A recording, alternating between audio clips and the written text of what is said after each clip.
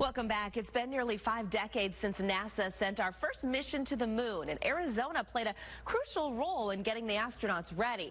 And now to commemorate that, Flagstaff is hosting several lunar legacy events through next year, including a hike to the crater training fields.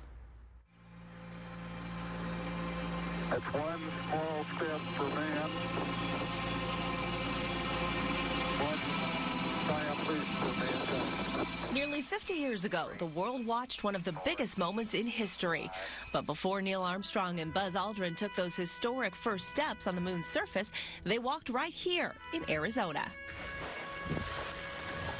Flagstaff served as a training ground for the astronauts and scientists involved in every mission to the moon. Here's the real thing on the moon, and here they are at this field.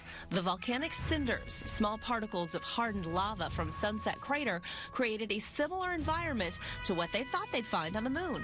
They could practice, pulling the equipment carts and picking up rocks and describing what they're seeing, just like they're going to do on the moon.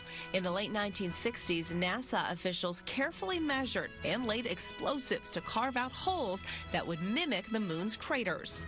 And this field ended up with 143 different craters.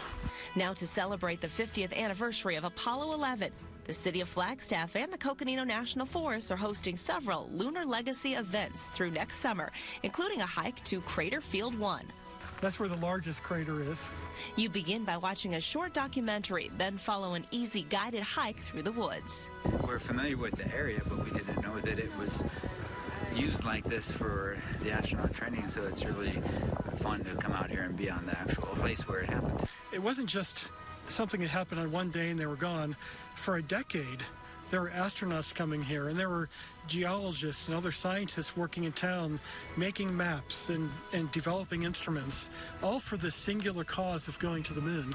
Kevin Schindler is the Lowell Observatory historian and has studied the moon for decades.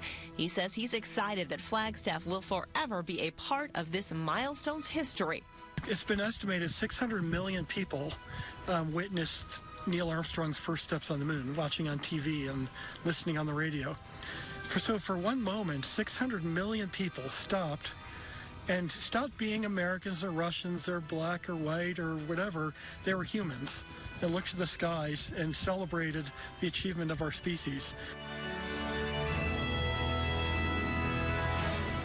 How interesting is that? The Lunar Legacy events in Northern Arizona will take place until next summer. We have put a link to that list on our website, azfamily.com. You got to repeat what you were just saying. All of these years, we've never... Been here 30-some years, I didn't even know that. No idea, right? No idea. That's incredible. When you find the time, I know you're busy with your family, maybe it'll come out and you'll watch it at home. First Man. Looks great. It's about the landing. It's really interesting. Oh, I bet.